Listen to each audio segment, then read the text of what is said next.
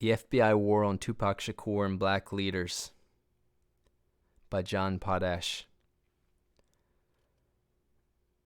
All right, at 6 p.m. in New York City at 99.5 FM, WBAI and WBAI.org.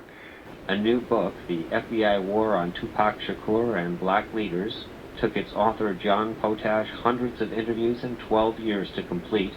Potash argues the FBI and police intelligence used similar tactics and personnel to target Tupac as they had his Black Panther parents. And finally tonight, did a special unit of the FBI orchestrate the murder of rap artist Tupac Shakur? Does new evidence support how U.S. intelligence targeted Martin Luther King Jr., Malcolm X, the Black Panthers, Jimi Hendrix, Bob Marley, rappers, and linked ethnic leftists? Potash will be at two book signings this weekend following a sellout in Harlem 2 months ago. WBAI's Evening News asked him what he hopes people will learn from his book.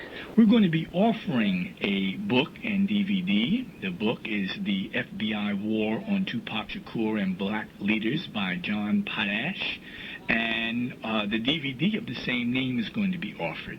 The book can be yours for a pledge of $80.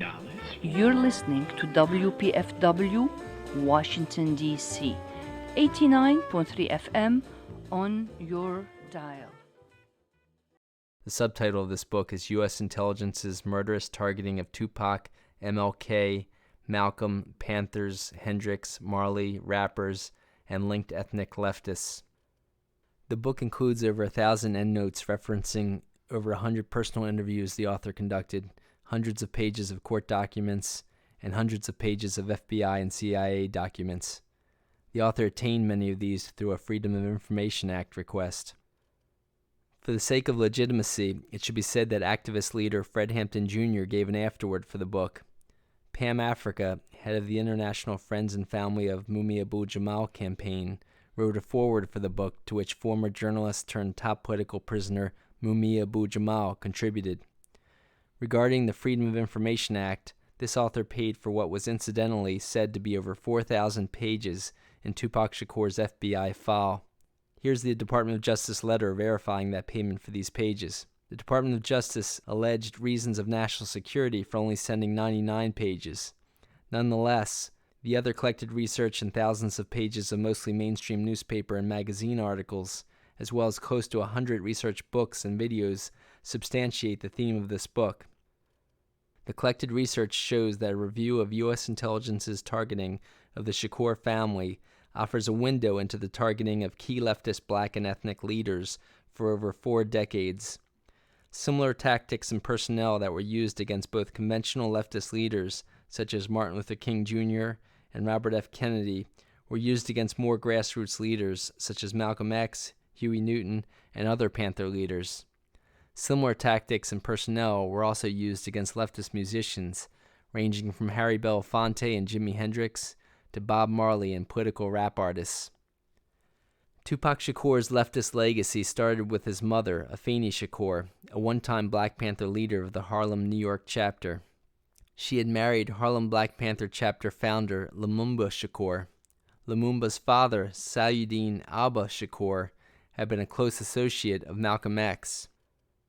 Lumumba, his brother Zaid, and their adopted brother Matulu had joined Malcolm X's Organization of Afro-American Unity shortly before Malcolm X's assassination. Malcolm X had formed this group as an American connection to an organization formed by independent African leaders, the Organization of African Unity. Malcolm X was the only American that these African leaders allowed to attend their meetings. Malcolm X warned these African leaders about the racism of America's top corporation owners and their likely desire to take advantage of the leaders to gain cheap access to their minerals, oil, and other resources. This led the African leaders to reconsider $100 million deals with these exploitative companies, which was a leading motive to the company owners possibly ordering Malcolm X's assassination. Huey Newton and Bobby Seale had organized with groups working with the Revolutionary Action Movement, or RAM, in 1966. RAM had started a Black Panther Party in Philadelphia, New York, and then Los Angeles. Maxwell Stanford, seen here, and Herman Ferguson started RAM. They used the panther symbol that Stokely Carmichael had used for his Lowndes County, Mississippi Freedom Party. Carmichael and H. Rap Brown headed the Student Nonviolent Coordinating Committee, or SNCC, which acted as the student arm of Martin Luther King's group. By October of 1966, Huey Newton and Bobby Seale decided to start their own new group, the Black Panther Party for Self-Defense, in Oakland, California. They wanted to differentiate themselves from Ram's Black Panther Party by using more militant means of defending themselves and other blacks against rampant police brutality. They brought guns and law books to scenes of police beating on blacks. They read the rights of the victims and legally pointed guns at the officers to make them stop. Governor Ronald Reagan ended up changing the law because of them. They also developed a 10-point plan that involved free health care for all, free and black-centered education for all, amongst other ideas to fix society's ills. They further enacted these plans by attaining contributions from neighborhood businesses to fund the free breakfast programs and health centers they started. Their fame, membership, and programs quickly spread across the country. The next biggest chapter soon arose in Los Angeles, headed by John Huggins and apprentice Bunchy Carter.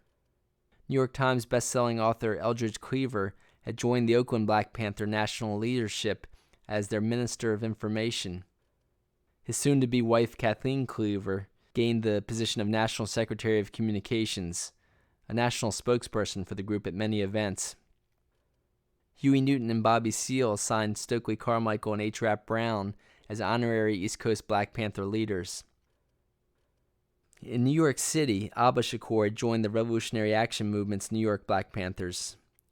In 1968, the Oakland-based Black Panther Party for Self-Defense assigned Lumumba Shakur to head the Harlem Black Panthers.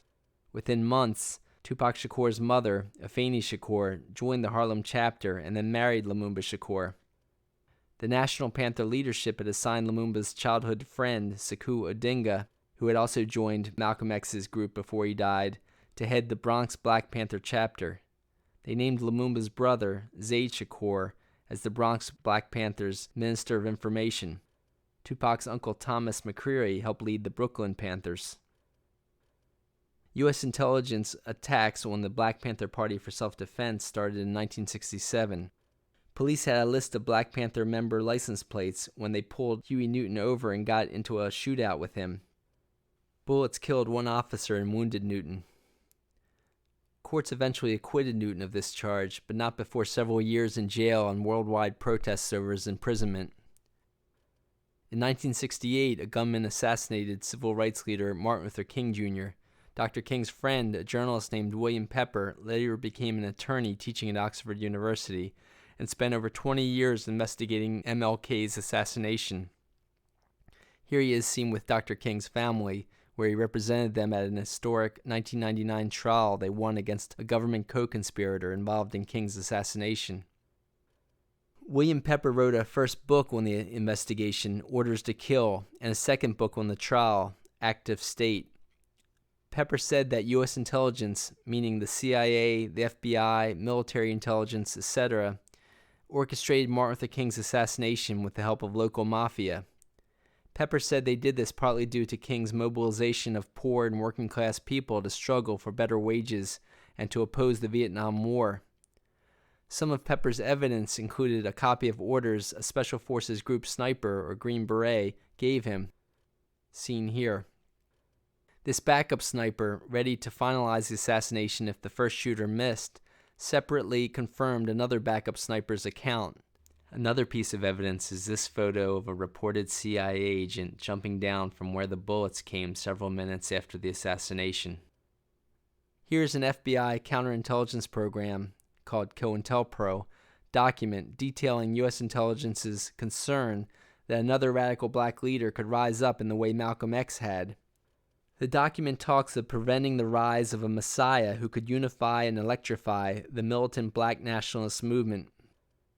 The document said that Martin Luther King Jr. was the leading candidate for this role. While most people seem to understand that MLK was not a militant black nationalist, but a leader who fought racist institutions, MLK evolved to struggle for economic and social justice. Malcolm X had also evolved to become more inclusive of all races in his movement for social and economic justice. In the days following MLK's assassination, people rioted, setting fire to buildings in over 100 cities nationwide. In Oakland, the highest per capita black city of that time, people didn't set the town ablaze because Black Panthers, including Eldridge Cleaver and Kathleen Cleaver, had asked them not to. They said police would use rioting as an excuse to kill the Black Panthers. Police had ransacked Eldridge and Kathleen Cleaver's home previously and then went after Eldridge 4 days after MLK's assassination. Police used a different excuse to go after Eldridge Cleaver, saying they were looking for a random gunman in the area and he was a suspect. Cleaver eluded them by hiding in the basement of his neighbor's house. Police unloaded a fusillade of bullets into that house. Cleaver saved himself by coming out of the house completely naked, knowing police couldn't shoot him and say he was armed. 18-year-old Bobby Hutton was too shy to follow Cleaver's advice. He came out shirtless with his arms raised and police fatally shot him. FBI documents obtained years later and shown here described how they instructed police intelligence to use a harassment arrest strategy to drain the Revolutionary Action Movement's members' time and money. Other documents showed how they used this in their attempt to neutralize the Black Panther Party for self-defense. Evidence further suggested the future use of this strategy against Tupac Shakur and other political rappers. Police intelligence, who had officers that were also FBI agents, proceeded to arrest Panther leaders throughout the country on what appeared as frame-ups. Undercover agents also infiltrated the Black Panthers to set up murders of Panther leaders. These included Los Angeles Panther leaders Bunchy Carter and John Huggins. Huggins and Carter had left a tape-recorded message that if they died, Geronimo Pratt should take their place as the LA Panther leader. In Chicago, the FBI and police intelligence waged a particularly gruesome attack on Panther leader Fred Hampton. Hampton had great success in uniting the Panthers in a rainbow coalition with the White Students for a Democratic Society and the Latino Young Lords activist groups. Hampton further helped politicize the largest gangs in Chicago, including the Blackstone Rangers. An undercover police agent, William O'Neill, sabotaged the Blackstone Rangers' merge with the Panthers by firing at the gang and passing fake letters to the Rangers. U.S. intelligence would similarly target Tupac Shakur for his work at politicizing gangs.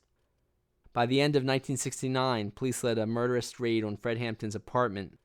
Evidence suggests undercover agent O'Neill drugged Hampton, and police killed the Panther leader in his sleep. Police also killed Southern Illinois Panther leader Mark Clark in that raid. Here, some of these Chicago police officers are seen smiling while carrying Hampton's body. Since these assassinations, several federal officials confirmed that the FBI orchestrated them through police intelligence units. For example, a Los Angeles FBI counterintelligence program agent named M. Wesley Swearingen published this memoir, FBI Secrets, in the mid-1990s. It confirmed the FBI's orchestration of LA Panther leaders Bunchy Carter and John Huggins' murders. He further confirmed the frame-up of LA Panther leader Geronimo Pratt. Swearingen also quoted the Chicago FBI COINTELPRO head as stating their setup of Hampton and Clark's assassinations. FBI agent Swearingen stated in interviews that the FBI's counterintelligence program continued for decades under different names. CIA whistleblowers such as Phil Agee and John Stockwell also confirmed the CIA's consistent aid of these programs into the present.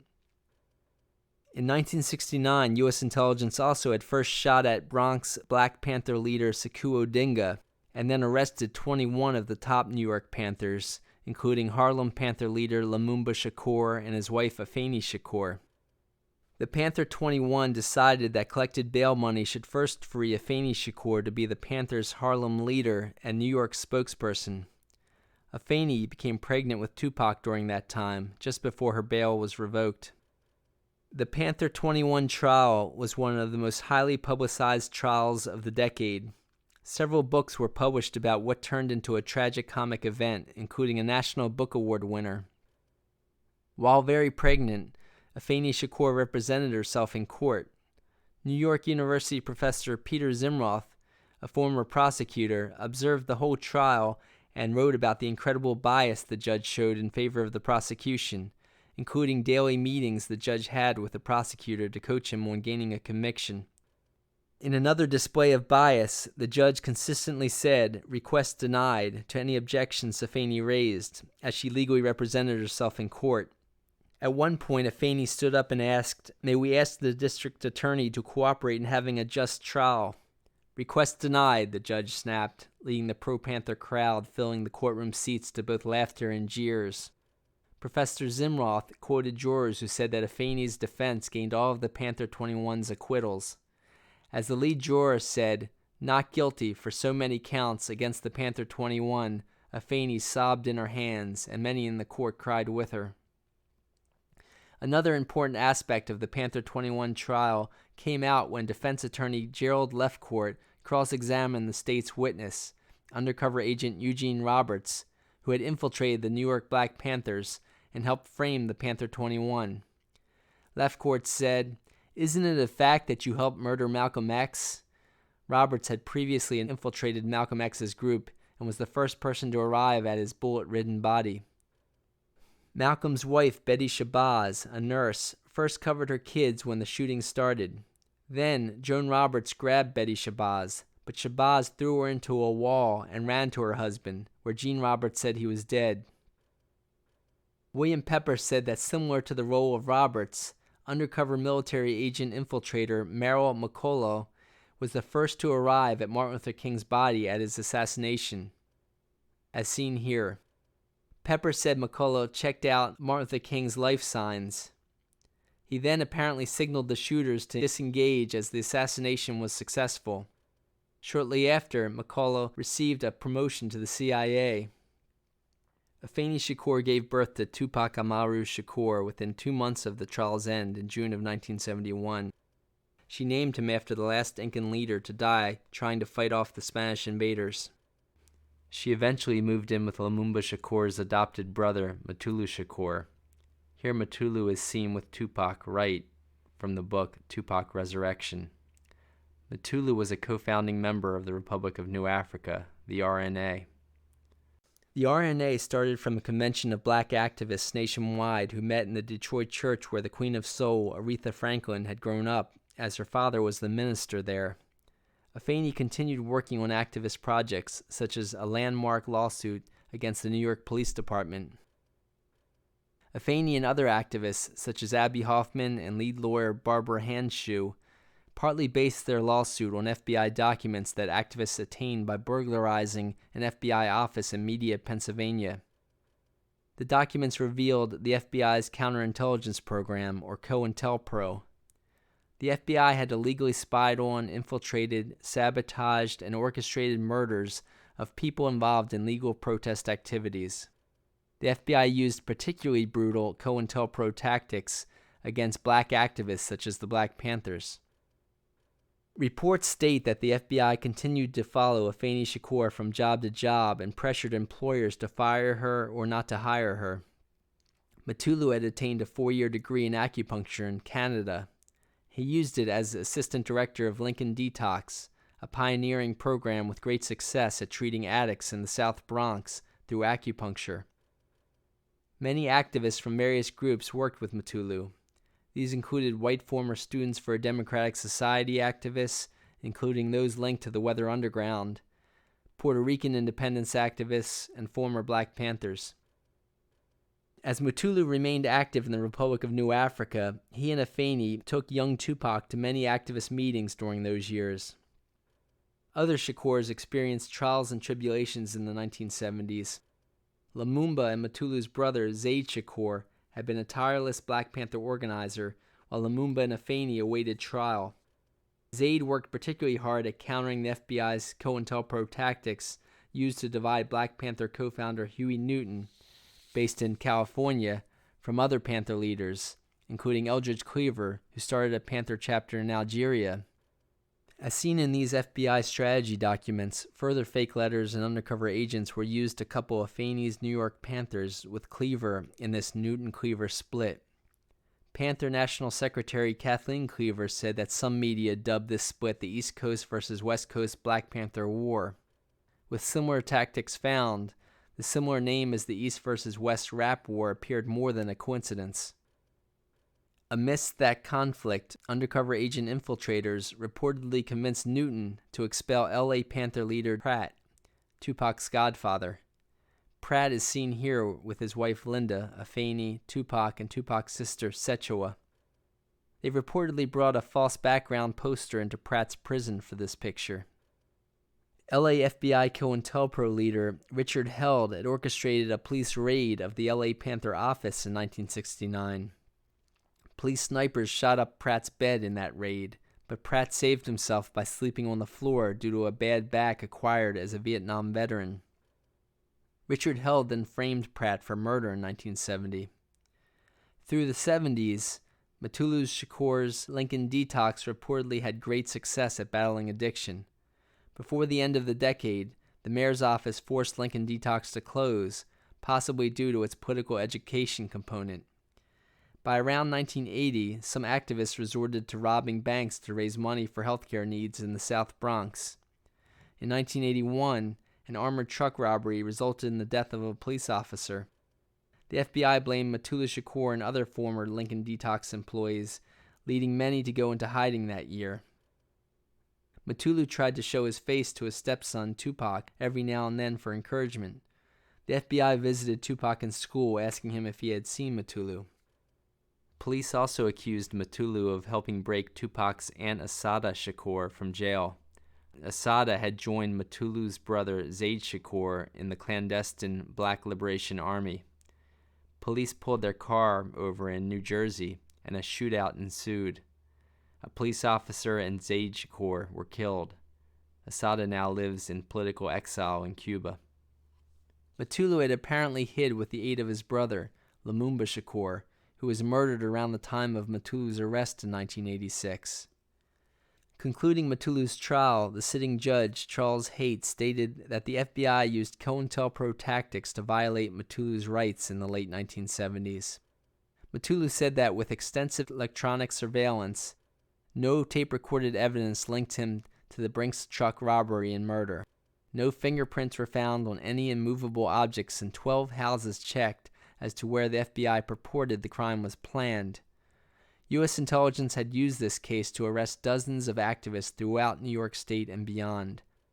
Despite 115 witnesses and 532 exhibits, virtually the entire case rested on a paid government informant who actually committed the murder of the Brinks truck guard. Paid informant usually means undercover infiltrating agent. The government sentenced that informant to 6 years in jail and released him after 6 months. Potash was only convicted of conspiracy to aid bank expropriation, not the actual crime. He received 60 years imprisonment with a recommendation of no parole. Black Liberation Army member Sekou Odinga and Weather Underground activists such as Kathy Boudin and Marilyn Buck also received decades-long prison terms. And finally, Dr. Alan Berkman, a longtime activist, became the first doctor since the time of Lincoln's assassination to be imprisoned for providing medical aid to a fugitive. Agents and other reports noted how despite that the FBI purported to eliminate its counterintelligence program in 1971, the FBI continued it under different names. For example, in this court document, Judge Charles Haight found that police intelligence continued such tactics against the Black Liberation Movement's WLIB radio in the 1980s. After Potash had gone underground, Afeni moved her kids from house to house trying to get shelter. With the FBI helping block her employment, she was impoverished and desperate while still participating in activist projects. A drug dealer named Legs McNeil entered her life at this vulnerable time and, according to one interview of Afeni, stuck a crack pipe in her mouth whenever she came home at night. Researchers found a number of instances when U.S. intelligence likely used the tactic of placing an undercover agent in activists' life to manipulate them. For example, the head of the Vietnam Veterans Against the War found out his lover worked for U.S. intelligence to sabotage his work. Police intelligence also placed an undercover agent near Malcolm X's daughter, Kabila Shabazz, who helped frame her for conspiring to murder Louis Farrakhan, allegedly for his involvement in her father's assassination. Also, former Black Panther Lilu Lee produced the documentary All Power to the People. He cited U.S. intelligence's use of this tactic versus Huey Newton. The documentary includes many Black Panther leaders stating their belief that U.S. intelligence inserted an undercover agent Lover into Huey Newton's life to manipulate him when he got out of jail in 1970. Researchers support that this Lover and other undercover agent infiltrators convinced Newton to expel many Panthers, including Geronimo Pratt. Meanwhile, Tupac grew up with an extended family of Black Panther mentors, including Bronx Panther leader Sekou Odinga's wife, Yasmin Fula, seen here with Tupac and her son, Yafu Fula. Yafu later became Tupac's backup singer, Yak, a.k.a. Gaddafi, in the Outlaws rap group. Tupac starred in a play in Harlem and wrote rap songs, but when Harlem Reverend Herb Daltrey asked 13-year-old Tupac what he wanted to be when he grew up, Tupac said, "A revolutionary." Tupac kept to all of his ambitions. By 1984, Afeni moved her family down near cousins in Baltimore, Maryland. She fought to get Tupac into the Baltimore School for the Arts. Tupac excelled there and met lifetime friend Jada Pinkett, who later found success in Hollywood and also married actor Will Smith. At this time, Tupac attended meetings of the New African Panthers, the young adult group of the New African People's Organization, or NAPO. One of Tupac's lifetime mentors, former Ram-based LA Black Panther Watani Tayahimba, was a co-founding national security director of NAPO. By the end of Tupac's junior year of high school, several crack-related murders occurred in the Shakur's neighborhood. That summer of 1988, Afeni decided to move the family to Oakland and stay with Geronimo Pratt's wife, Linda Pratt. Before the end of Tupac's senior year of high school, the New African Panthers elected Tupac as their youngest ever national chairman. According to Tupac, the group attempted to replicate his mother's Black Panthers without making the same mistakes. NAPO National Chairman Chokwe Lumumba said Tupac had the top sales of NAPO's newspaper, By Any Means Necessary, in California. Tupac started a newspaper insert, Panther Power, for his group. Both NAPO and the New African Panthers were active in 8 cities at that time. Tupac had also been rapping, doing musical benefits for his imprisoned godfather, Geronimo Pratt. He also said he was strategizing with both Pratt and the Black Panther Minister of Defense, which was Panther co-founder Huey Newton's title. Authorities had imprisoned Newton on a small charge in 1988 and incidentally put him in prison with Pratt at San Quentin. Pratt took Newton under his wing. The two compared their government files their lawyers had helped them obtain, and it ended the split the FBI and CIA had started against them. Here's an older picture of Pratt welcoming Newton when he first got out of prison in 1970, before Pratt's expulsion. When authorities released Newton from prison on August 22, 1988, he refused to leave and instead held a press conference the following day. This officially ended the FBI's 18-year split of 2 key leaders. Pratt convinced Newton to leave and work for his release on the outside. It appeared more than coincidence that exactly 1 year later, on August 22, 1989, gunmen assassinated Newton. Newton organized to release Pratt and talked to East Coast Panthers about reforming the Black Panthers. The FBI's LA COINTELPRO leader, Richard Held, had moved back to head the FBI's San Francisco Bay office in 1986. TV news stations caught him lying when he said they had no suspects, and witnesses described it as an execution rather than a random drug death. Martin Luther King's family lawyer, William Pepper, reported that they used this kind of threat timing tactic when they assassinated Martin Luther King on the anniversary of MLK's Riverside speech, officially coming out against the Vietnam War on April 4th in 1967. By 1990, Tupac Shakur decided to leave his New African Panther leadership to tour with the Grammy-nominated rap group Digital Underground. Here, Tupac's seen with Digital Underground on stage. He had already recorded an album's worth of songs in 1989, which a Digital Underground member found and produced in the late 1990s, titled The Lost Tapes. It included a song titled after his New African Panthers newspaper insert, Panther Power. The song's lyrics included lines such as, "Couldn't survive in this capitalistic government because it was meant to hold us back with ignorance. Drugs and sneak attacks in my community, they killed our unity." Here he had started writing songs with political terminology. He soon decided to keep political ideas in his lyrics, but gave up the terminology, apparently to not lose less educated fans.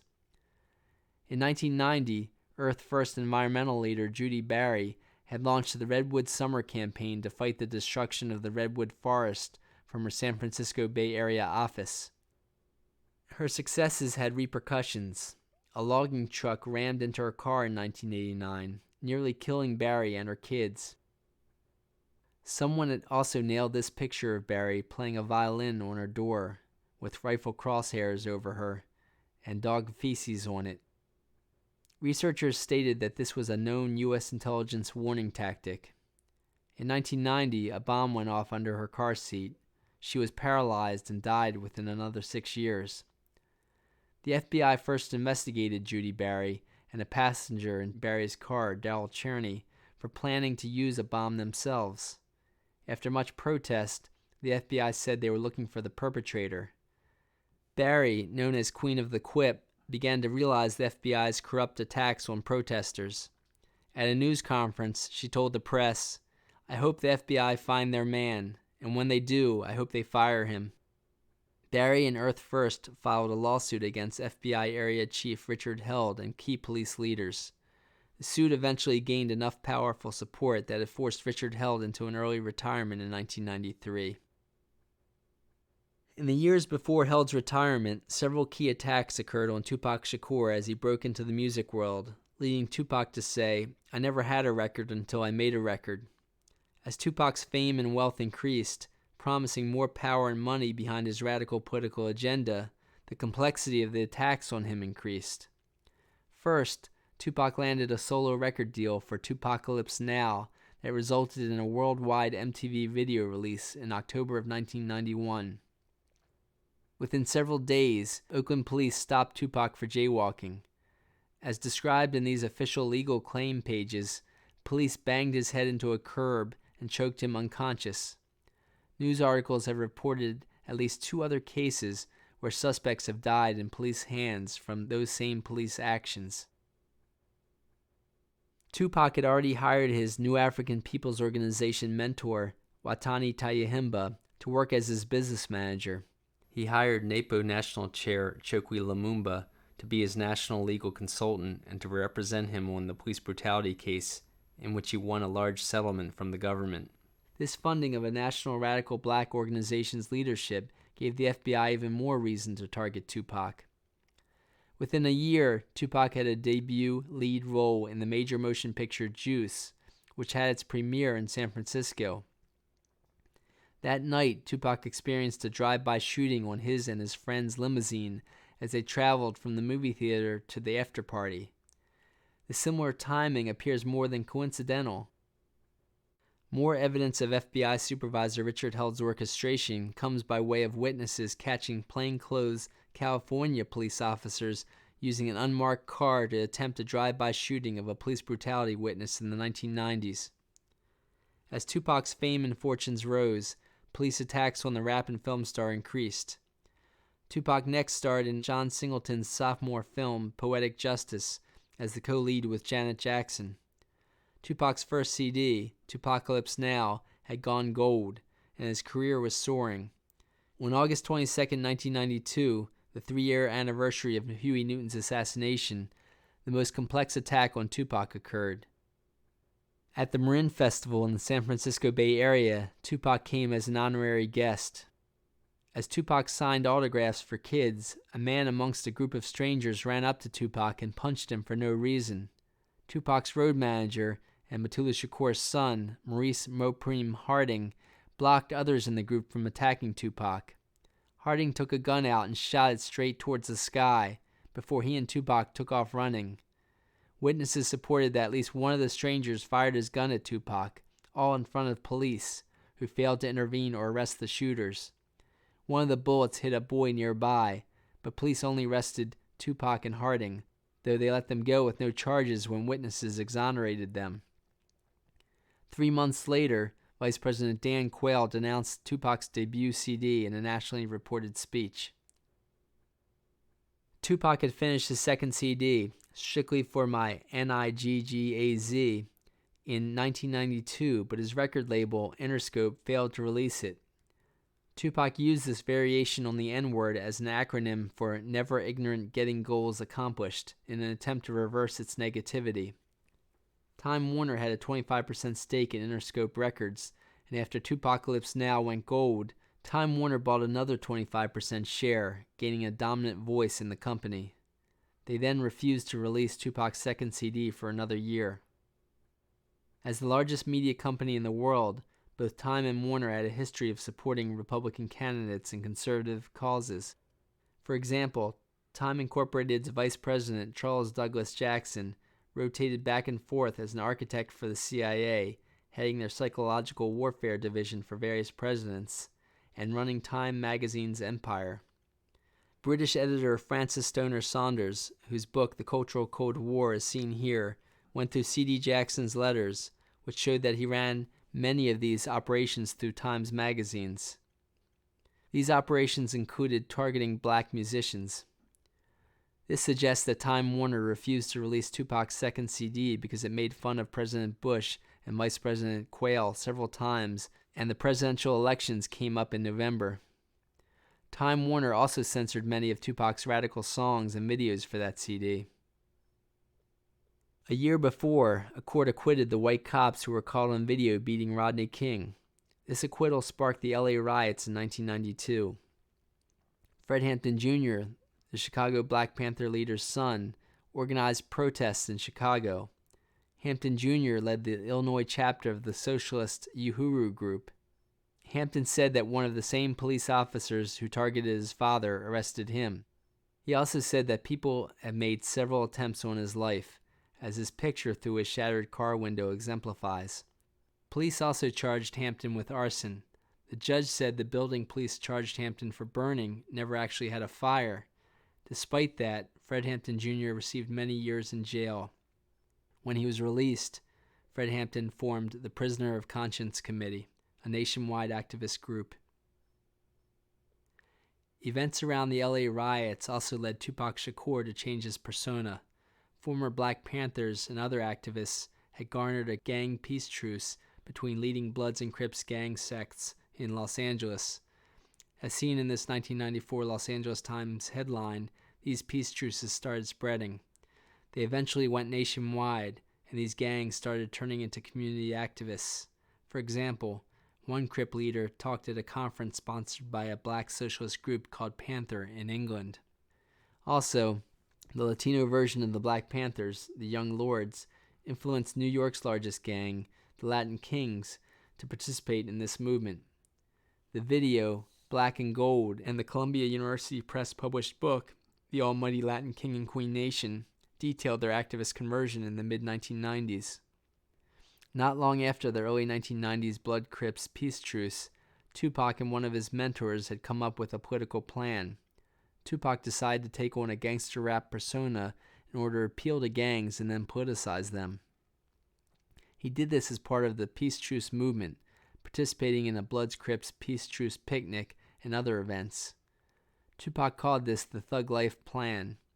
He and his still-imprisoned stepfather, Mutulu Shakur, wrote up a code of thug life, reprinted in Jamal Joseph's book, Tupac Legacy. Joseph, formerly part of the Panther 21, later became director of Columbia University's film program. Joseph was also part of Tupac's extended family of ex-Panther mentors. The Code of Thug Life tried to lessen the harm gangs did to their communities. Mutulu eventually brokered a peace truce between the Blood and Crips gangs in the nationwide federal prison system. Tupac's Thug Life plan also attempted to politicize more rappers. Trying to spread the wealth, he formed a temporary rap group called Thug Life that put out a CD in 1994. Mutulu's son Maurice Mopreme Harding rapped in the Thug Life group. Police retaliated against the gang peace truce movement and Tupac, eventually with some of the same officers. They appeared to start using the same harassment arrest strategy against Tupac that they used against his mother's Black Panthers. Police arrested Tupac for many charges that were dismissed, such as saying he was smoking marijuana in public in a hotel lobby at an Atlanta National Political Rap Convention that had scheduled him to speak. At the next year's Atlanta Rap Convention, they charged him with slapping a woman who asked for his autograph, when witnesses said that the woman had actually started a fight with Tupac's companion, and Tupac just got between them to stop it. Another time in Atlanta, friends drove Tupac from a concert he had given when witnesses say 2 off-duty white cops in street clothes were beating on a black motorist in front of the rapper. Tupac rolled down his window to ask what was happening. Both white and black witnesses say the white men then ran at Tupac's car, smashed Tupac's car window with the butt of a gun, and shot at him. Tupac reportedly rolled out of the back left seat and got a security guard's gun. The men started running partly sideways with a gun pointed back at Tupac, as they apparently hadn't expected the large group of people in Tupac's envoy to exit their cars to defend Tupac. Tupac had already gotten down on one knee and shot the men several times in the butt, back, and leg. The state used several excuses for dropping their legal case against Tupac for this shooting. Evidence supports that prosecutors actually dropped the case to avoid revealing police intelligence's botched attempt to assassinate new rap and film star Tupac Shakur. The 2 cops claimed to have been drinking that night, but they also were carrying a gun stolen from an evidence locker with which they shot at Tupac. As seen in a later, unrelated Tupac trial, testimony says that a police detective described such a gun as a throwaway gun.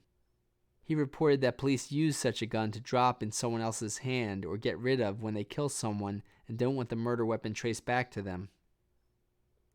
The FBI worked closely with Atlanta Police Intelligence in 1993. They admitted collecting thousands of documents in their surveillance of Imam Jamil Al-Amin, who had changed his name from H. Brown. As a student National Coordinating Committee leader and a one-time honorary Black Panther, Brown gave speeches nationwide. An hour after giving a speech in Cambridge, Maryland, 2 police officers fired shots at Rap Brown, leading blacks in that town to riot. U.S. Congress then passed the Rap Brown Amendment, making it illegal to cross state lines and give a speech that provokes a riot. During the rioting, Maryland police tried to arrest Brown, but his supporters snuck him out. A reporter later asked Brown if the rumors were true that they snuck him out in a coffin. Brown responded, "I've never said. The government probably would have liked me to leave in a coffin." Brown converted to Islam and became Atlanta's imam, or spiritual leader.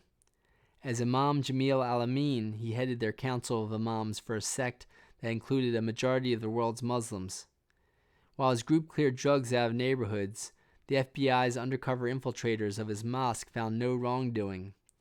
In 1995, a man reported that police coerced him to say Imam Al-Amin shot him.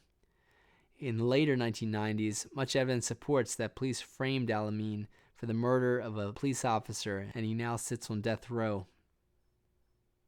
With the Atlanta police shooting at Tupac Shakur, U.S. intelligence appeared to use an even more sophisticated strategy against Tupac: psychological profiling.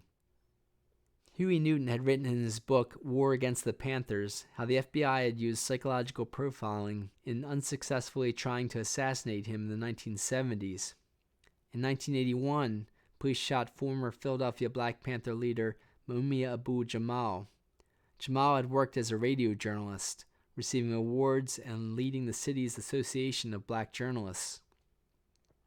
Mumia's radical journalism caused him to lose higher-paying jobs, so he moonlighted as a taxicab driver. One late night in December, a police officer started beating Mumia's brother, Billy Cook, on the head until he bled within eyesight of Mumia in his cab. Mumia came over to the scene and bullets rang out, leaving the police officer dead and Mumia wounded. Much evidence, including many witnesses and even an affidavit from one of the shooters, support that U.S. intelligence used psychological profiling to lure Mumia to the scene. Police intelligence could then kill Mumia, either there or with a frame-up for murdering the police officer. One of the shooters, a contract killer now in prison for another murder, said that corrupt police and mafia paid him to kill the police officer. He also said that another shooter finished the job and left the scene. Years later, the Village Voice and others quoted several witnesses that corroborated this account. U.S. intelligence had so far succeeded in framing Mumia Abu-Jamal with the murder, as he now sits on death row. A longtime court stenographer signed an affidavit attesting to the judge's collaboration with any U.S. intelligence's goals against Mumia. The stenographer said that when she came up to the judge in his chambers before Mumia's case, he said, "I'm going to help them fry the nigger." Acclaimed writers and artists, along with politicians worldwide, have unsuccessfully tried to gain Mumia a new trial, but he can be heard around the world on activist radio stations that play his weekly spoken essays from prison. Mumia Abu-Jamal has also written several widely praised books while incarcerated, such as the one seen here. 2 weeks after police shot at Tupac Shakur, a new so-called friend of Tupac's set the rapper up on his infamous sexual liaison that landed him in jail. New York Haitian music promoter Jacques Agnant entered Tupac's life as the rap star worked on the set of his third film, Above the Rim. Tupac said constant arrests and what appeared as frivolous lawsuits had drained all of his money. Agnant, also known as Haitian Jack or Nigel, lavished Tupac with clothes and jewelry. Agnant also took Tupac to the most exclusive clubs that even Tupac said he wasn't sure he could gain entrance. At one such club, Jacques Agnant introduced Tupac to a woman who admitted kissing his penis on a dance floor. She then had consensual sex with Tupac that night. Tupac's activist lawyer, Michael Tarif Warren, said that she further left messages on his hotel answering machine saying she wanted to have more sex with Tupac. After the woman charged Tupac and Agnant with forcibly sodomizing her several nights later, police said they accidentally erased this taped evidence. Michael Warren had much experience working against police intelligence. He worked as the European spokesman for the Free Mumia campaign. He had also represented Tupac's stepfather, Mutulu Shakur, Pacifico radio journalist, and he had attained the reversal of convictions in the infamous Central Park Jogger case. Warren first saw a longtime Police Benevolence Association lawyer bail out Agnant and represent him in court. Warren then attained Agnant's rap sheet that he said had a long list of major crimes up and down the East Coast, all dismissed. Warren said that this was a sure sign of an undercover police intelligence agent. The long trial went very poorly for the prosecutors. For example, police medical investigators reported no sign of forced sex during the incident. Near the last day of the proceedings, the prosecution ended up telling the judge that they had accidentally withheld evidence from the defense attorney and would accept a mistrial. Tupac rejected the offer of a mistrial, wanting to clear his name. The jury found Tupac not guilty of all major charges, including forced sodomy, attempting forced sodomy, assisting forced sodomy, and gun possession.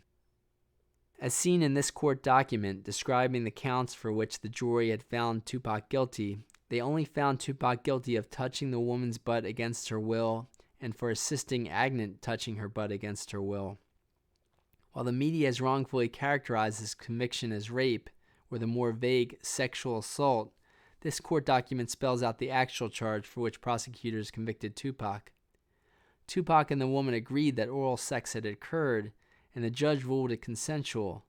Nonetheless, the judge sentenced Tupac to 1.5 to 4.5 years in prison. Attorney Warren said that prosecutors made a rare exception in allowing Jacques Agnant to sever his case from Tupac's, and they allowed him to settle for just 2 misdemeanors. New Yorker editor Connie Bruck wrote a comprehensive article on Tupac Shakur in 1997.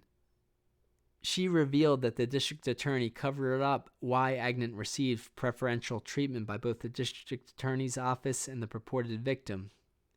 This and other revelations of government foul play in that article were the likely reasons that the FBI interviewed Connie Bruck after her article's publication, as seen in this FBI document. U.S. intelligence appeared to make another attempt to murder Tupac while the jury deliberated this case in November of 1994. An associate of Jacques Agnant had offered a large amount of cash to record a song at a Times Square recording studio. When Tupac entered the lobby, gunmen fired 4 bullets into the rap star, including 2 bullets in his skull, according to the doctor's affidavit seen here. The bullets miraculously missed Tupac's brain. Tupac, seen here carried away on a stretcher, started giving the finger to the media because of the way they constantly misrepresented attacks on him. Much evidence suggests that police intelligence orchestrated this shooting. For example, award-winning journalist Kathy Scott later reported that the security guard said he offered a police security camera videotape of the incident to the police. They refused it and closed the case. At this point in the analysis of U.S. intelligence's murderous targeting of Tupac Shakur and black leaders, it's important to look at the media misrepresentation of these events noted moments ago. Mainstream media's work for U.S. intelligence has a long history. This history first requires a look at U.S. intelligence's war on ethnic leftists. U.S. intelligence waged the longest war against the American Indians. Their genocidal policies included wars and constant mass displacements, such as the Trail of Tears. When the American Indian Movement, or AIM, arose in the latter half of the 20th century, more sophisticated murderous targeting developed.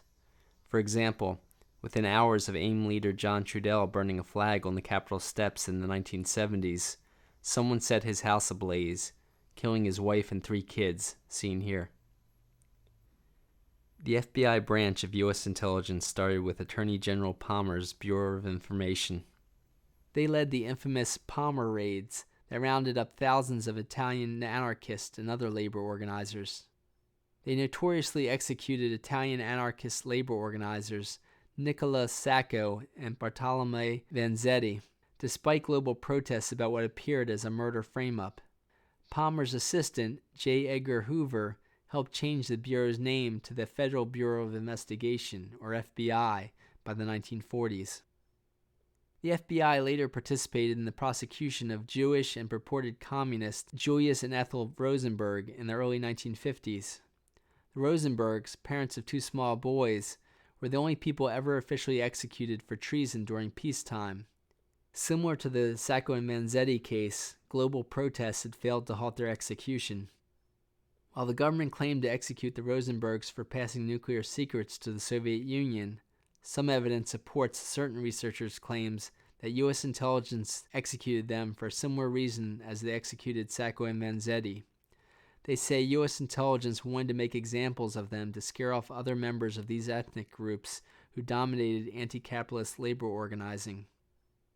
Later released government documents found that, similar to the trial of the Panther 21, the judge, prosecutors, and the FBI improperly talked throughout the trial to gain the Rosenbergs' prosecution.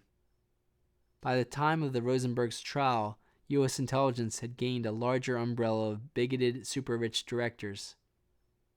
The National Security Act of 1947 placed the CIA director as supervisor of all other 14-plus intelligence agencies. The highest-level CIA whistleblower, Victor Marchetti, an assistant deputy director, fought with the CIA to publish his censored expose, The CIA and the Cult of Intelligence. He and British editor Francis Stoner Saunders, among others, described the CIA founding leaders as coming exclusively from the wealthiest white Protestant families. The CIA showed its extreme prejudices when they colluded with British intelligence and other European intelligence groups to save many top Nazis. Insiders, such as U.S. Department of Justice prosecutor John Loftus, who led investigations of Nazi war criminals, documented this extensively in books such as The Secret War Against the Jews. Even George W. Bush's administration admitted to saving some 100 Nazis, though more careful researchers report that they saved thousands of Nazis. Through operations such as Paperclip, Sunshine, and Odessa, they shipped them around the world. A particularly large amount of them went to Latin America to gain control of resources there. U.S. officials have claimed to save Nazis to fight communists, but these Nazis actually fought against any form of real democracy. For example, Western intelligence worked with them to carry out many coups against elected leaders in Latin America, amongst other operations. As stated in the caption, this first picture is of a Nazi flag waving in the Andes after a 1980 Bolivian coup. Professor Peter Dale Scott, a former Canadian diplomat and professor at University of California, Berkeley, wrote of how Klaus Barbie, the butcher of Lyon, seen here, helped orchestrate that coup in Bolivia. Professor Scott also covered how Walter Rolfe, seen left, was inventor of the portable gas chamber in his work for Hitler. Rolfe then worked as a Chilean torturer for CIA directors such as Allen Dulles, seen right, after aiding the CIA-assisted Chilean coup of elected socialist leader Salvador Allende. This CIA document discusses their work with the coup plotters. The CIA then assisted in Chile-based multinational Operation Condor that assassinated Latin American leftists around the world, according to the New York Times, and detailed in this CIA document. These Nazis also advised U.S. intelligence in their cultural war against democracy at home and abroad.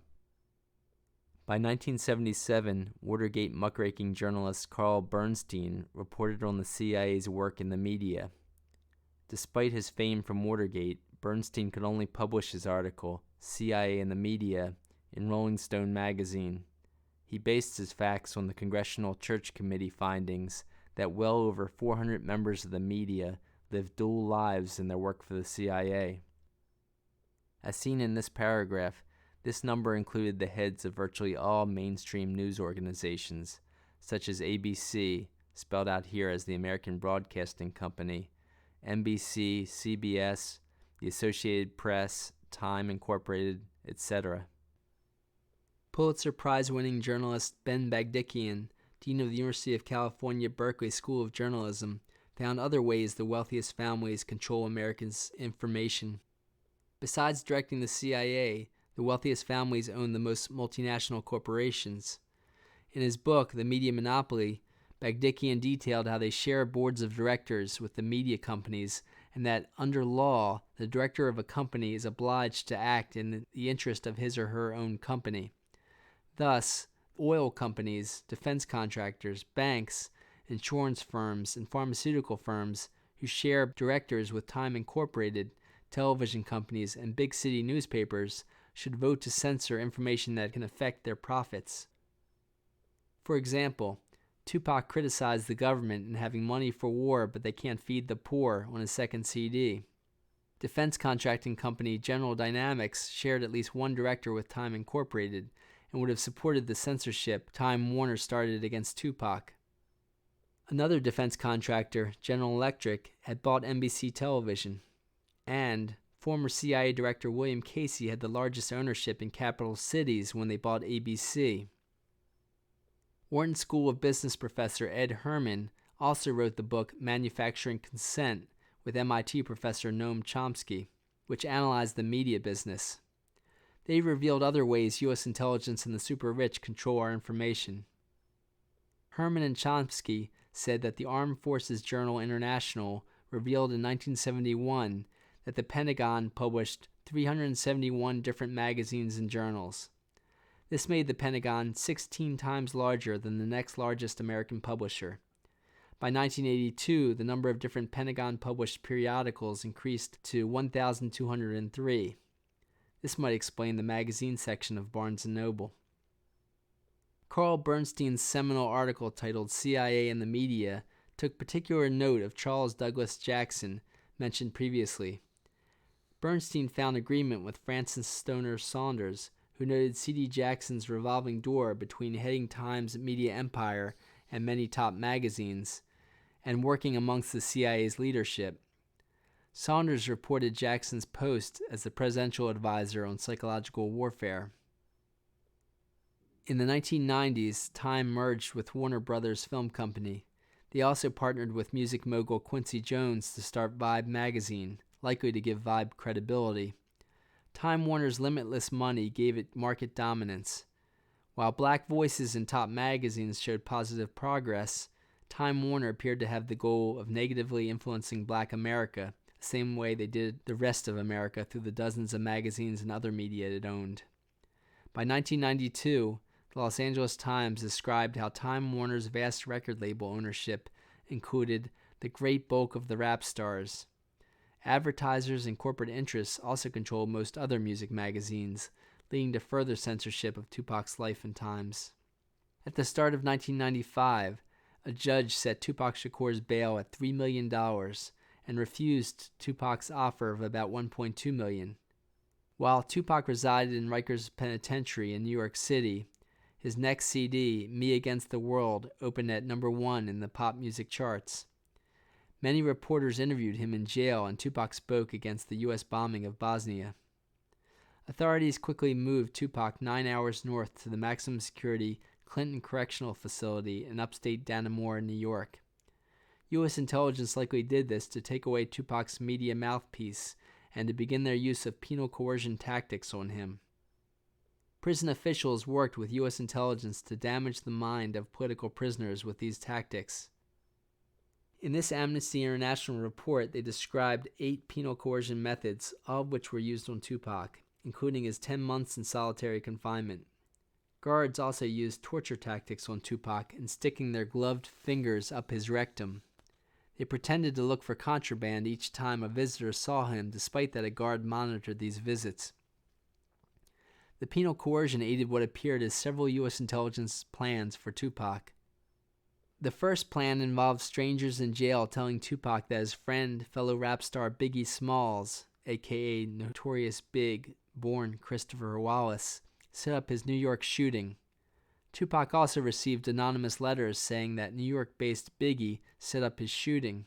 California-based Tupac started to believe the idea, and the media hyped this as the East Coast versus West Coast rap war. U.S. intelligence successfully manufactured the East Coast versus West Coast Black Panther War using the same tactics versus California-based Black Panther founder Huey Newton and Afeni Shakur's New York Panthers. U.S. intelligence also appeared to have started a front company named Death Row Records in 1992.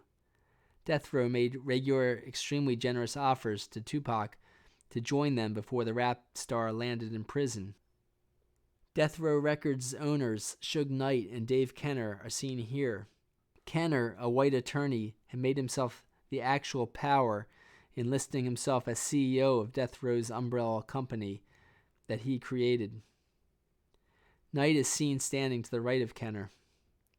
The two Death Row heads flew from Los Angeles to New York with regularity to get Tupac on their label. In September of 1995, Tupac finally signed a 3-CD contract with them and was released from prison within days. This effectively ended Tupac Shakur's relationship with his top political mentors. His business manager, New African People's Organization Security Director Watani Tayahimba, said Tupac cried on his shoulder, saying he knew he was selling his soul to the devil. Tayahimba said that he and NAPO's national chair, Chokwe Lumumba, Tupac's national lawyer, didn't know exactly what Death Row was, but they knew that they couldn't have any connection with Death Row without risking their whole organization. In his book Dark Alliance, Pulitzer Prize-winning journalist Gary Webb detailed how a top national crack trafficker, Freeway Ricky Ross, had bought his crack from CIA-linked international traffickers. Webb said that Death Row's founder, Michael Harry O. Harris, was one of Ross's top 2 associates. Death Row CEO Dave Kenner was Harris's attorney. High-level Los Angeles police detective Russell Poole broke open to the public what his fellow police officers were doing inside Death Row Records. Award-winning filmmaker Nick Broomfield highlighted Poole, reporting his findings in the documentary Biggie and Tupac.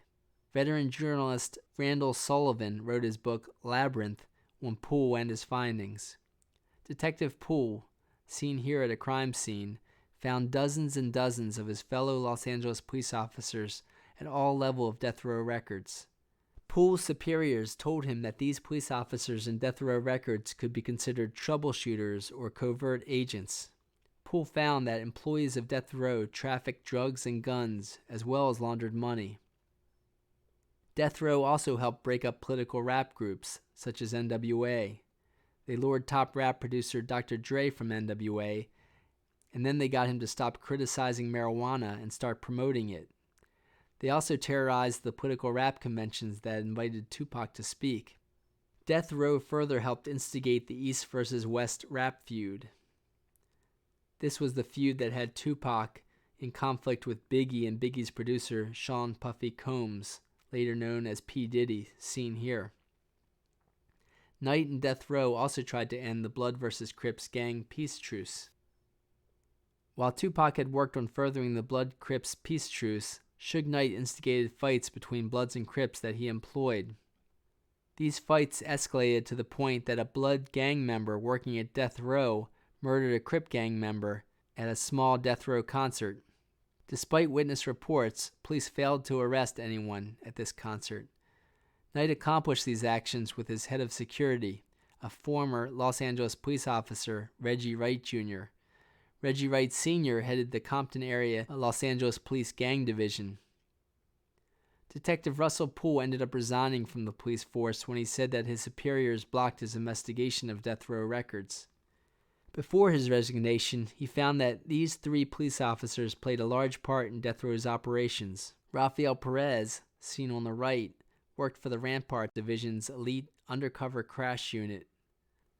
The Los Angeles Police Department's crash unit participated in Operation Hammer, which conducted regular mass detentions. One such police sweep arrested over 1,400 people at one time for suspected gang activity. Only 32 of those 1,400 detained ended up with an actual charge. Best-selling author Mike Davis, who wrote City of Quartz, said police targeted gang truce leaders, and not even testimony from top politicians could stop their long-term imprisonment on reported frame-ups. Davis also said police raided gang truce picnics and dances. One such gang leader turned truce leader, Monster Cody Scott, wrote a best-selling book, Monster, released in 1993, about his conversion to leftist activism. He strategized with Tupac and Mutulu Shakur before changing his name to Sanyika Shakur. Los Angeles police arrested him again in the mid-1990s. Another way Suge Knight appeared to be carrying out U.S. intelligence operations was in terrorizing people in Death Row's studio in front of Tupac. In this and other ways, they appeared to continue the penal coercion tactics used on Tupac in prison. With Death Row, Tupac wrote his most negative lyrics. While in prison, Tupac had vowed to give up smoking weed. Upon leaving prison, Knight and Kenner reportedly gave Tupac much weed and alcohol, leading him to write many of his lyrics high and drunk within 24 hours of his release. Despite the negative lyrics, Tupac's All Eyes on Me double CD became the second fastest selling album of all time. It went triple platinum in 1996. By the summer of 1996, Tupac fought with Suge Knight, saying he completed his contract when he finished his next CD, released as Machiavelli's Don Columinati, The 7-Day Theory. Tupac had already started his own record company, Euthanasia, which Yasmin Fula ran. This picture shows Tupac's Euthanasia letterhead and regular payments from the new company to his stepfather Mutulu Shakur, his godfather Geronimo Pratt, and his mother Afeni. Afeni was still working for Pratt and Mutulu's release from jail. Yasmin Fula was married to imprisoned Bronx Black Panther Sekou Odinga. That summer, Tupac was also settling down, having moved in with his fiancée, Kadeda Jones, music mogul Quincy Jones's daughter. Jones said she and Tupac planned on having a baby, and Tupac had largely given up smoking and drinking at that time. At the end of August, Tupac signaled his exit from Death Row when he fired his Death Row attorney, Dave Kenner. 9 days later, Tupac had planned to attend the Mike Tyson boxing title match in Las Vegas. One of his 2 personal Death Row bodyguards, Kevin Hackey, tried to get Tupac to back out of going. Hackey later revealed that he was working undercover for the FBI at that time, but apparently turned on the FBI in telling Tupac not to go to Las Vegas. Hackey encouraged Tupac to move near his activist mentors in Atlanta. For that, Death Row fired Hackey. Hackey said that soon after, the FBI set him up on a gun possession charge and imprisoned him for months. Tupac attended the Vegas Tyson fight and headed for a post-fight concert in Knight's car. This is the last picture of Tupac taken minutes before his death. Death Row Security Chief Reggie Wright made the unusual move of keeping guards out of their car, taking guns away from the guards, and giving Tupac's other personal bodyguard a mobile phone without a battery. gunman did a fatal drive-by shooting on Tupac. Despite over 13 bullets fired in Knight's direction, not one directly hit him. Kevin Hackey said he had documents to prove that FBI and ATF agents were in Tupac's motorcade and watched his murder. As Tupac lay dying in the hospital, Knight reportedly sent cases of guns to Blood gangs and said the Crips shot Tupac. Many fatal shootings amongst the gangs ended the peace truce until activists spread the word that the Crips likely didn't shoot Tupac. Tupac died at the age of 25. The night of the next Mike Tyson fight, somebody fatally shot Yafu Fula in the head. Fula, seen here, was Tupac's backup singer as part of the Outlaws. He was also Bronx Black Panther founder Sekou Odinga's son and had told Las Vegas police he thought he could identify Tupac's murderer. Vegas police had told the media that there was no forthcoming witnesses. On Tupac's final completed CD, Don Columinati, The 7-Day Theory, he had lyrics discussing Haitian Jack Agnant, saying that he knew he was working for the feds, or the FBI, in setting up his New York frame-up and shooting. This dispelled the notion that Biggie Smalls set up the shooting, effectively ending the East versus West rap war. Tupac also played a radical political speech by Malcolm X on that CD. Tupac left hundreds of songs that Afeni Shakur went on to release as chart-topping albums. 8 months after Tupac's murder, gunmen murdered Biggie Smalls. They conducted a drive-by shooting in Los Angeles in 1997. The Los Angeles Times and other news sources reported that FBI and ATF agents, who also worked for the New York Police Department, had taken pictures of Biggie within minutes of his death. Los Angeles police allowed homicide detective Russell Poole as lead investigator in that case. Detective Poole found overwhelming evidence that his fellow police officers and death row records murdered Biggie. He said that they did this to cover up their murder of Tupac by making it look to be part of the East versus West rap war. Following rapper Dr. Dre, who left Death Row Records a year earlier, rap star Snoop Dogg left Death Row and started meeting with Sean Puffy Combs to quell the rap war. Death Row guards attacked him and Suge Knight threatened his life. Knight further defied the judge's ruling and kept many of Tupac's recordings from Afeni Shakur. One of a few successful actions against U.S. intelligence came in 1997 when Geronimo Pratt's legal team won his freedom after 27 years of imprisonment. A judge declared that the government had falsely imprisoned Geronimo Pratt, who had changed his name to Geronimo Gijaga.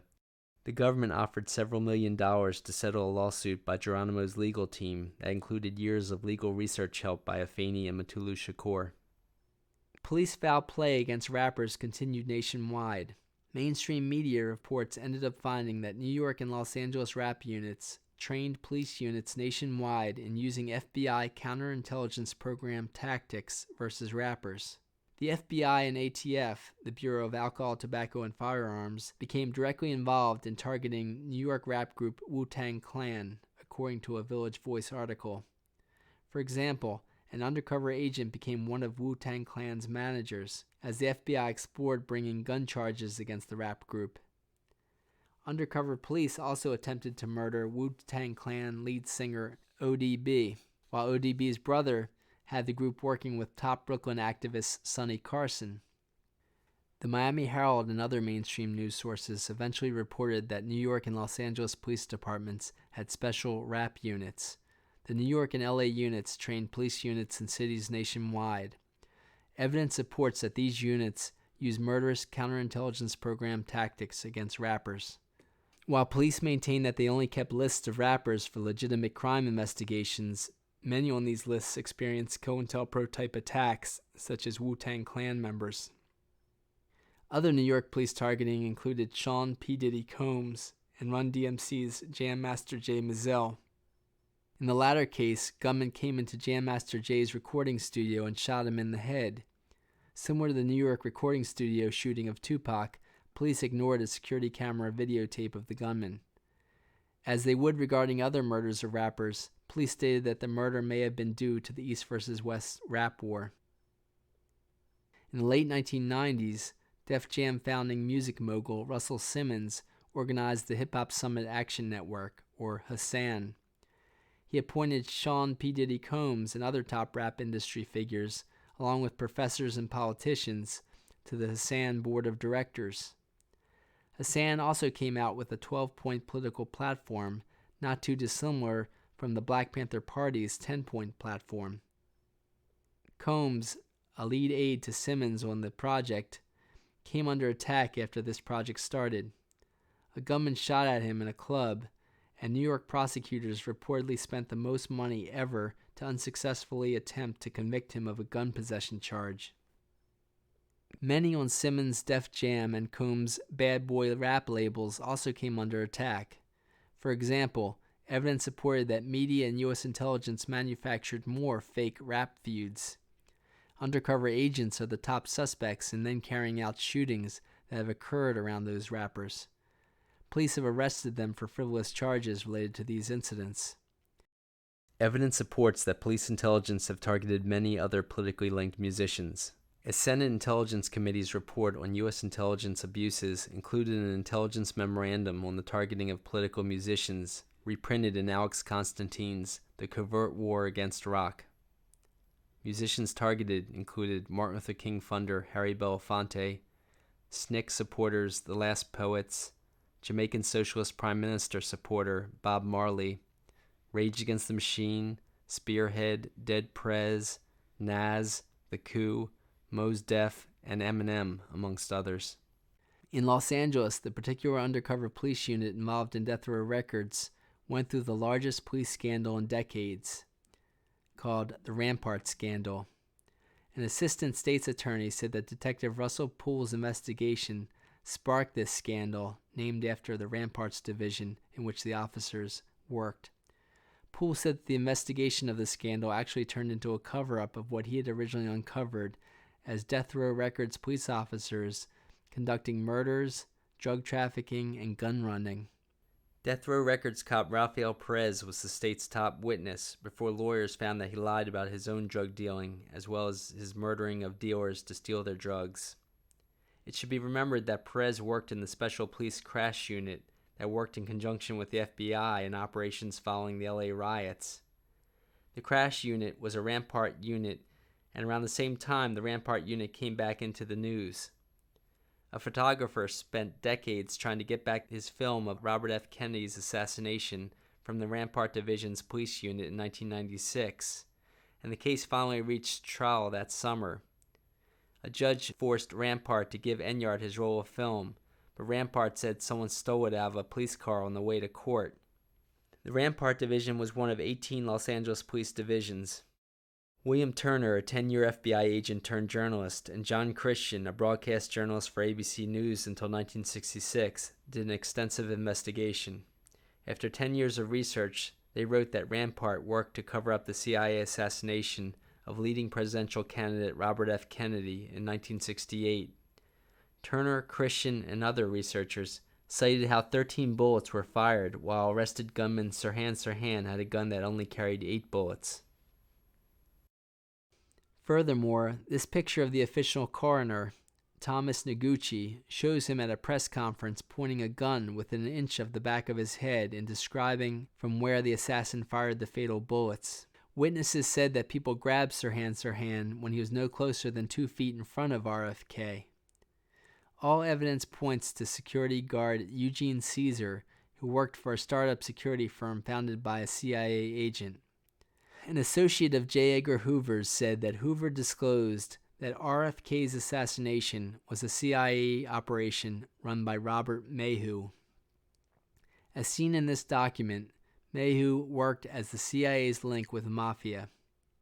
Martin Luther King family lawyer William Pepper said U.S. intelligence used Mafia to aid them with assassinations to provide them distance from the actual crime. Pepper detailed that U.S. intelligence contracted the Mafia to aid in MLK's assassination.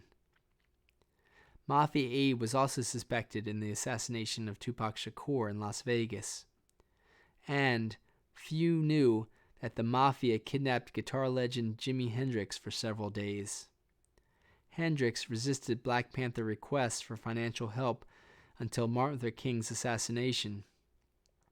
By 1969, Hendrix dedicated his last album to the Black Panthers, spoke of the need for them in interviews, and discussed plans to start a radical political organization with other top musicians. U.S. and British intelligence appeared to collaborate against Jimi Hendrix. The FBI had Hendrix under regular surveillance. Hendrix's business manager, Mike Jeffrey, seen here, reported formerly working for MI6, which is Britain's CIA. Hendrix suspected Jeffrey of sabotaging his attempts to do political benefits, as well as getting him arrested and sabotaging his career. When Hendrix tried to fire Jeffrey, the Mafia kidnapped Hendrix, and Jeffrey claimed to use bigger Mafia to free him. Within 48 hours of Hendrix finally firing Jeffrey, he died. In 2009, Jimi Hendrix's road manager said that a drunken Mike Jeffrey admitted having associates kill Hendrix. The hospital doctor who first saw Hendrix just after his death supported the road manager's statement. The doctor said that Hendrix appeared to be murdered. Hendrix's fiancée, Monica Danneman, said that Jeffrey and others threatened her life if she ever published a book manuscript on Hendrix's radical politics and government foul play in his death. Within a year of publishing that book in 1995, she allegedly committed suicide. U.S. intelligence also had it in for another black music icon, Bob Marley. The CIA supported a candidate running against Bob Marley's friend, the socialist Jamaican Prime Minister Michael Manley. Marley planned to do a concert supporting Manley just before the upcoming 1976 elections. A gang associated with the opposition candidate shot Bob Marley and his wife Rita. While the two survived, Marley's manager said that the CIA then came to Jamaica and poisoned Marley. Marley continued singing "Stand Up for Your Rights" and calling for revolution, but that poisoning led to the reggae superstar's early death in 1981. In conclusion, while evidence supports that U.S. intelligence has targeted leftist black leaders with genocide, harder economic conditions may bring a more widespread onslaught. The Progressive magazine published a feature story in 2008 stating that the FBI deputized 23,000 managers of top corporations to form a group called InfraGard. The FBI said that members of this group could murderously shoot others without legal consequences. In these dire economic times, the bigoted super-rich murderers have expanded their scope.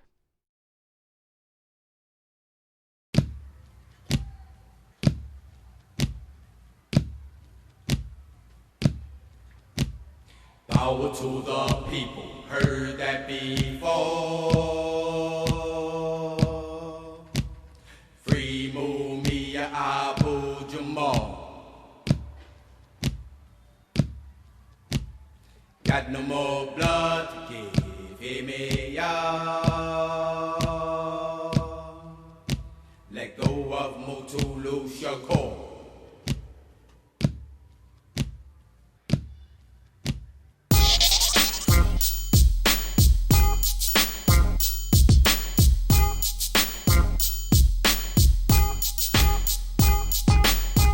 To the people, heard that before. Free Mumia Abu Jamal.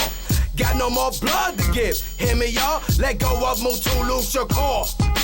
Power to the people, heard that before. Free Mumia Abu Jamal. Got no more blood to give. Hear me, y'all? Keep your hands off Asada. You're listening to WPFW, Washington, D.C. 89.3 FM on your dial.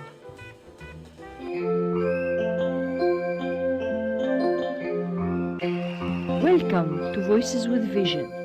On the line with us in about 20 minutes, we'll be speaking with a courageous, author and activist, John Potash, who has published a book entitled "The FBI War on Tupac Shakur." Peace, family. It's high noon. You're tuned to the State of the City here on WOLB.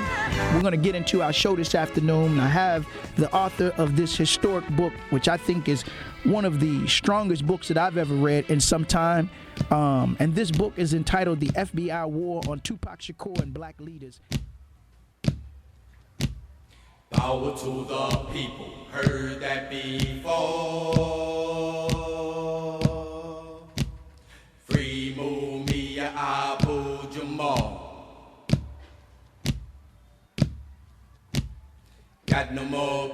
blood to give. Hear me, y'all. Let go of Mutulu Shakur.